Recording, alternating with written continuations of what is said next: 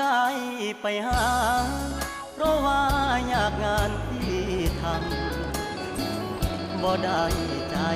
ดำยังกึดน้ำตัวน้องคือเก่าบ่ได้เปลี่ยนไปหัวใจอ้ายยังห่วงเจ้าบ่ได้ปล่อยให้เงาเสาร์อาทิตย์ติดงานโอทีได้แต่โทรหาน้องคงจะไม่ว่ากันบอกเคยเปลี่ยนพัน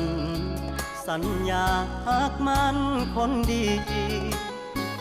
บ่ได้กักมีกิ๊กบ่ได้หลีกสัญญาที่มี